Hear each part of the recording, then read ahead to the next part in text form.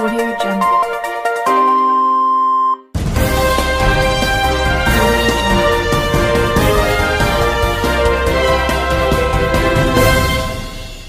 నమస్కారం RK communication city news కి స్వాగతం.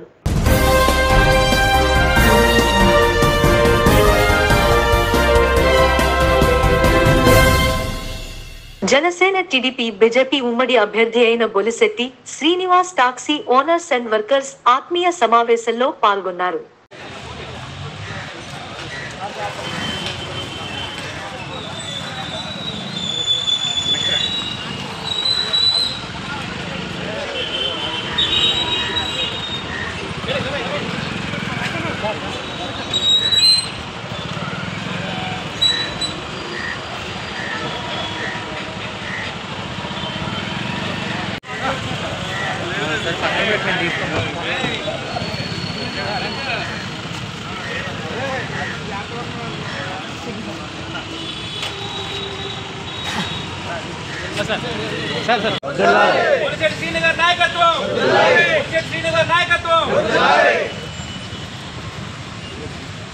జై జనసేన జై జనసేన జై జనసేన జై జనసేన రాజకీయ గుర్తుకే రాజకీయ గుర్తుకే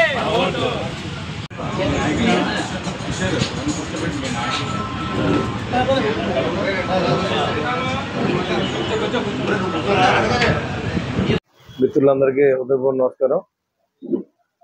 నేను తాడేపల్లిగూడెం ఉమ్మడి అభ్యర్థిగా బీజేపీ జనసేన టీడీపీ అభ్యర్థిగా మ్యాండేట్ నాకు ఇవ్వడం జరిగింది. మీ యొక్క మద్దతు ఓటు అడగడానికి నేను వచ్చాను. ఓటు ఏ రైట్తో అడుగుతానో కూడా మీకు చెప్తాను. గడిచిన 5 సంవత్సరాల్లో పురపాలక సంఘంలో మున్సిపల్ చైర్మన్గా నేను పనిచేసినప్పుడు ఒక అపోహ అయితే ఇక్కడ ఉండడం జరిగింది. ఇక్కడ ఉన్నటువంటి అన్ని రేట్లు పెంచాలని అదేది మేము చేసింది కాదు. ఒక జీవో వచ్చింది, ఆ జీవోకి ఒక కమిటీని కూడా వేయడం జరిగింది. నేను చాలాసార్లు పెద్దగా నా దగ్గరకు వచ్చాడు, చాలాసార్లు డిస్కస్ చేయడం కూడా జరిగింది. కానీ కమిషనర్ ఎట్టి బస్సులోనూ తగ్గించడం మన చేతులు లేదు. ఉన్న వాల్యూలో 10% అయితే బయట రెంట్లు ఎలా ఉన్నాయో అదే తీసుకోవాలని చెప్పి జీవో అయితే అంతా విచారించారు. విచారించిన దాని మీద ఆ రేట్లు ఫిక్స్ చేశారు. అంతేగాని నేను ఇక్కడున్న ట్యాక్సీ యూనియన్ ఆఫీసునో పెద్దగాఫ్ ఆఫీసునో అలాంటివి నేనేం ముట్టుకోలేదు. యాక్చువల్గా ఉన్నాయో దాన్ని అలా వచ్చాం, మా చేతనంత వరకు మేము చేసాం. ప్లస్ ఇప్పుడు దాంట్లో ప్రాబ్లం ఉందన్నారు, పైన నీళ్లు కారిపోతుంటే అది తీసుకోవడం తప్పు. కాబట్టి ఆ స్లాబులు గవర్నమెంట్తో ఏంచి ఏర్పాటు ఇమీడియట్గా నేను చూస్తాను ఏంటి మనం నెగ్గిన వెంటనే మీకు ఇబ్బంది లేకుండా. ఇప్పుడు అద్దెలు కూడా మీరు మనం అది నిర్ణయించడం అనేది గవర్నమెంట్ చేతిలో ఉంటుంది, చైర్మన్ చేతిలో వీళ్ళ చేతిలో ఉండేది కాదు. మీరు అర్థం చేసుకోండి, కమర్షియల్ ఏరియా కింద వస్తుంది. అది రిజిస్ట్రేషన్ పెంచడం లేదు ఎక్కడ. కానీ ఇప్పుడు మీకు తెలియకుండానే 10% పెరిగిపోతూ వచ్చింది. అన్ని మీకు తెలియట్లేదు. అన్ని కంప్యూటర్ ఫీడ్ అయిపోతుంది. ఇంటద్ది 10,000 ఉంటే 10% అంటే 11,000 అవుతుంది. మీరు కావాలంటే అబ్జర్వ్ చేసుకోండి. ఇది వరకు చెప్పి చేసేవారు చంద్రబాబు నాయుడు గవర్నమెంట్, ఇప్పుడు చెప్పకుండానే మనకి ఇదైపోతుంది. కాబట్టి మీరందరూ దయతో ఆలోచన చేయండి. నేను మోటార్ ఫీల్డ్లో పుట్టినుండే, మీ అందరికి తెలుసు.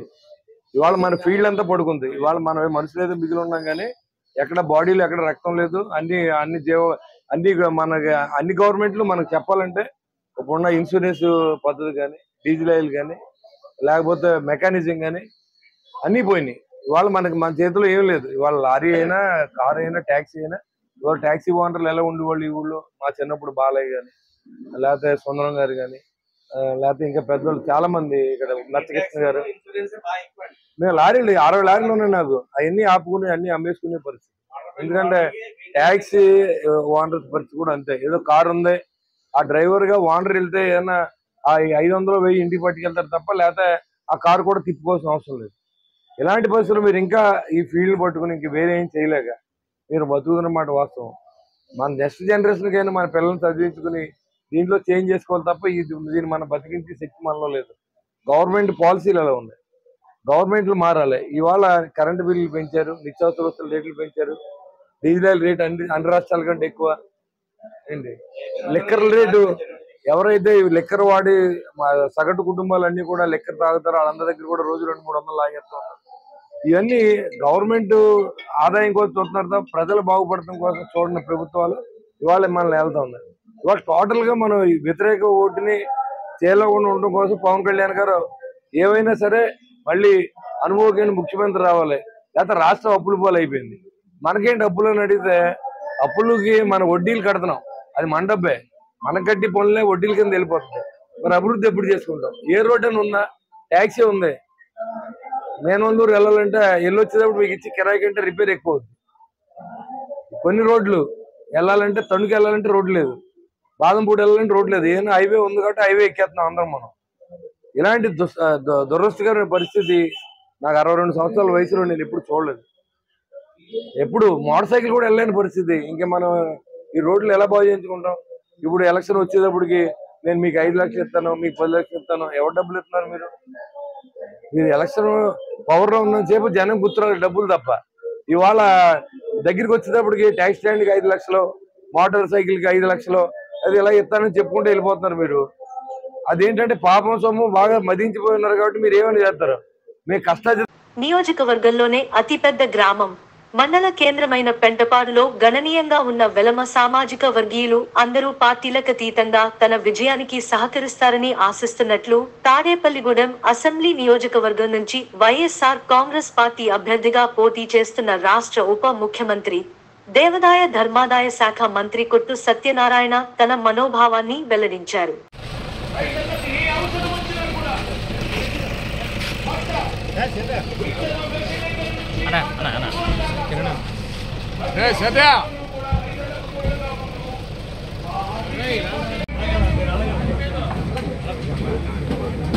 Market yard chairman Muppidi Sampath Kumar గారిని, అలాగే జిల్లా వ్యవసాయ శాఖ చైర్మన్ తర్వాత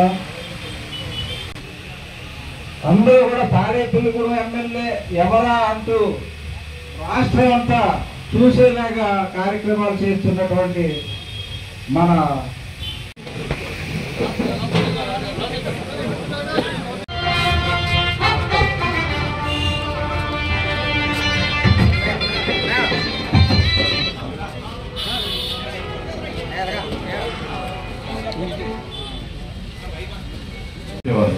ఈ రోజు మన ప్రీతమ ముఖ్యమంత్రి గారు అలాగే మన కుటుంబ గారు ఆదేశాల మేరకు మన పెంటపాడు మండలంలో అర్హులైన ప్రతి ఒక్కరికి కూడా పెన్షన్ పథకం అదే ముందు నుంచి కూడా ఇక్కడ నేను మొట్టమొదటిసారి ఎమ్మెల్యే అయినా కూడా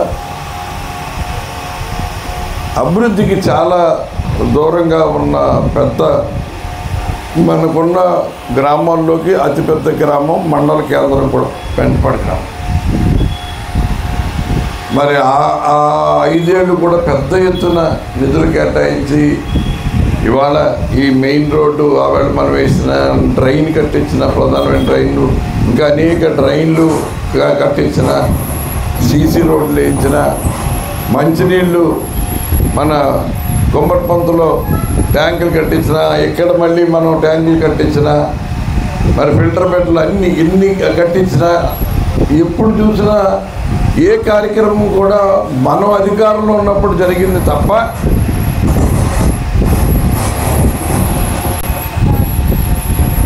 మరి 2009 తర్వాత 2 ఎమ్మెల్యేలు ఈ నియోజకవర్గానికి వచ్చిన పెంటపాడు గ్రామానికి మేము ఇది చేసామని చెప్పుకోవడానికి ఏదన్నా ఉందేమో చెప్పమని చెప్తా ఉన్నా. అంటే కేవలం ఓటు ఎలక్షన్లో మాత్రం అనేక మాటలు చెప్తారు, అనేక వాగ్దానాలు ఇచ్చినట్టు చెప్తారు. అయినప్పటికీ కూడా అవి గెలిచిన తర్వాత మళ్ళీ గాలి వదిలేసిన సందర్భాలు అనేక చూసాం. సరే, మనకి ముందు నుంచి పెంటపాడు గ్రామంలో వెలంపేటకి మరి ఇవాళ ఇప్పుడు ఆదరించారు, నాకు అన్ని రకాలుగా మద్దతుగా నిలిచారు. మరి అది ఆ నిలిచిన సందర్భం కానీ ఏ కార్యక్రమం వచ్చినా అన్ని రకాలుగా కూడా సహకరిస్తూ వచ్చారు. పెంటపాడు గ్రామంలో వేలమ యోజనగా మన డిప్యూటీ సీఎం అయిన కొట్టు సత్యనారాయణ గారు ఇచ్చేసి ఉన్నారు. అలాగే ప్రతి గ్రామం నుంచి వచ్చిన నాయకులకు మన వేలమ యోజన సంఘానికి సంబంధించిన ప్రతి ఒక్కొక్కరికి, అలాగే వాళ్ళ వర్తక సంఘం సంబంధించిన ప్రతి ఒక్కొక్కరికి కూడా నా నమస్కారాలు. 30 సంవత్సరాల నుంచి మన దోళ్ళ వ్యాపారస్తులు ఎంత జ్ఞాపకం చేసుకున్నారో ఆయన. దోళ్ళ వ్యాపారస్తులు ఎప్పుడైతే ఉంటారో అప్పుడే మీటింగ్ పెట్టమన్నారు ఆయన. ఎంత అభిమానం ఉందో మన పేట మీద, మన యలమ యువజన సంఘం మీద మనం ఆలోచించాలి. రాజకీయాలు 30 సంవత్సరాల నుంచి చేస్తున్నాం, కానీ మానవతా జ్ఞానంతో రూరల్ మండలం కడియద్ద గ్రామంలో టీడీపీ జనసేన బీజేపీ బీసీ ఆత్మీయ సమావేశం జరిగింది. ఈ కార్యక్రమానికి ముఖ్య అతిథులుగా కూటమి ఉమ్మడి అభ్యర్థి బొలిశెట్టి శ్రీనివాస్, తెలుగుదేశం పార్టీ నియోజకవర్గ ఇన్ఛార్జ్ వలవల బాబ్జీలు పాల్గొన్నారు. వీరికి గ్రామ నాయకులు స్వాగతము పలికి ఘనంగా సన్మానించారు. ఈ సందర్భంగా వైఎస్ఆర్సీపీకి చెందిన సుమారు 50 మంది యువకులు బొలిశెట్టి ఆధ్వర్యంలో జనసేన పార్టీలో జాయిన్ అయ్యారు. పొలాల బాధ్య గారికి, చింతలపల్లి రవికుమార్ గారికి ఇచ్చేస్తున్నారు కాబట్టి మరి కొంతసేపట్లో ఈ కార్యక్రమం ప్రారంభమవుతుంది.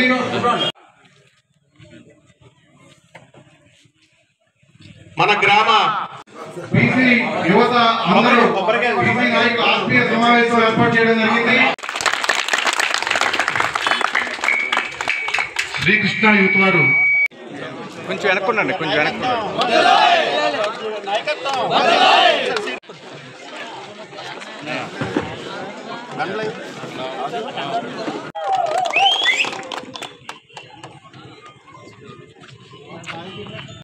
ఎం రాజు గారిని, ఎం విజయ్ గారిని, జే నాని గారిని ఆ రోజు అండర్ గ్రౌండ్ డ్రైనేజ్ కొంత తీసి వదిలేశారు. దాన్ని పూర్తి చేసి బాధ్యత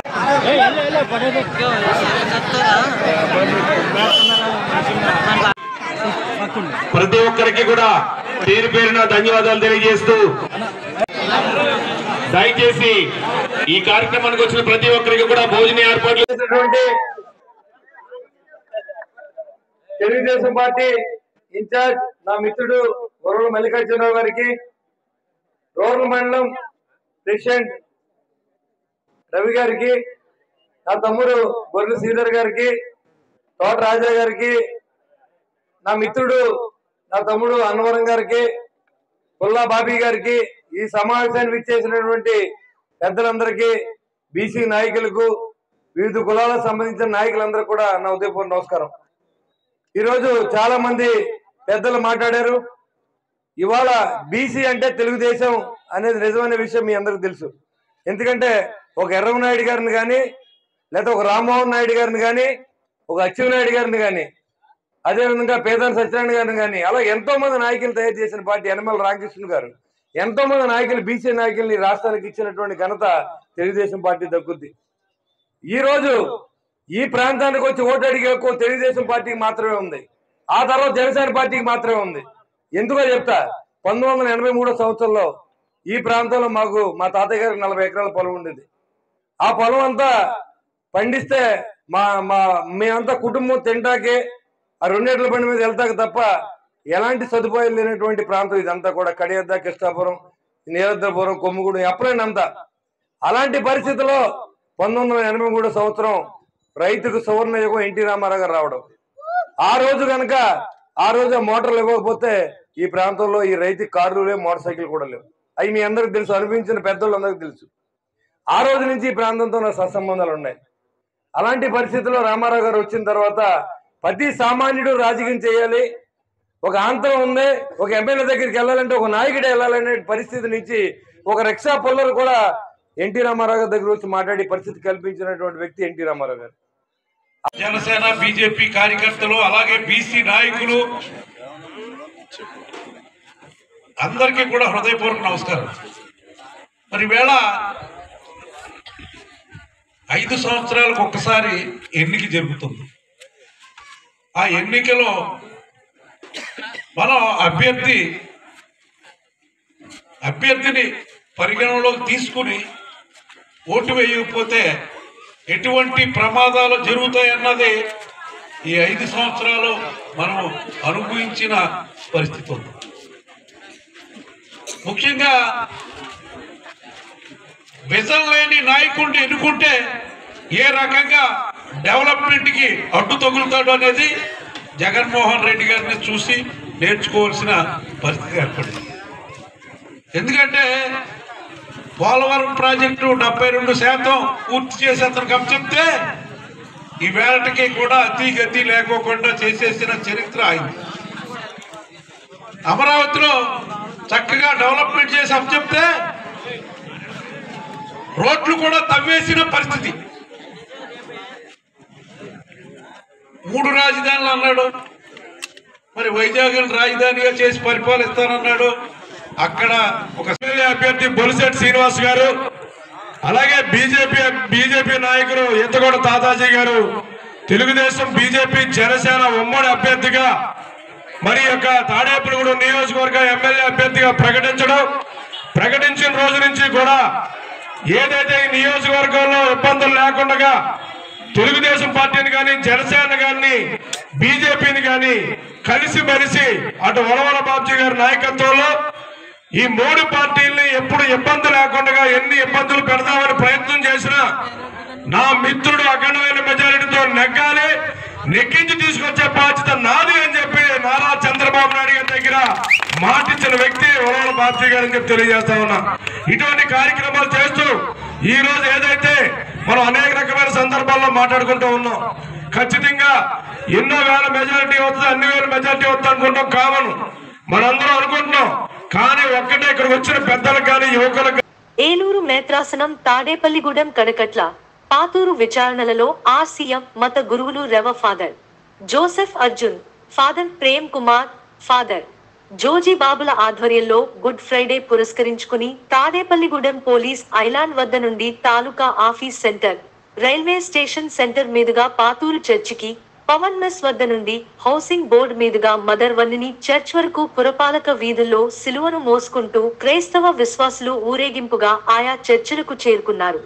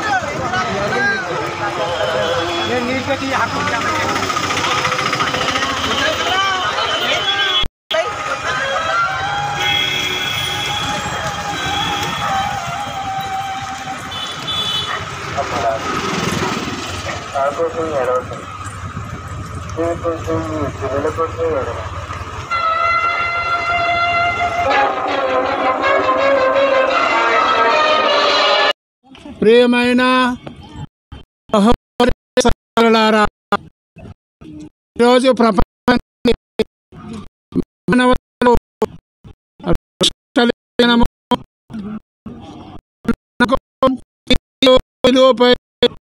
విలువను మోసి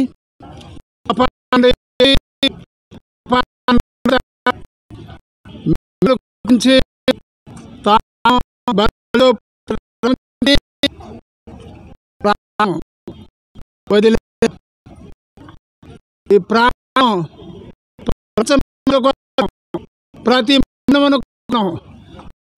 నిమిత్తమై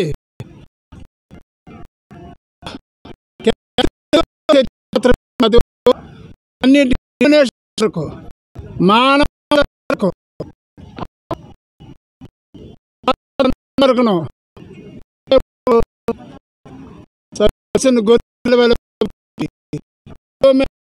ఈ వార్తలు ఇంతటితో సమాప్తం. నమస్కారం.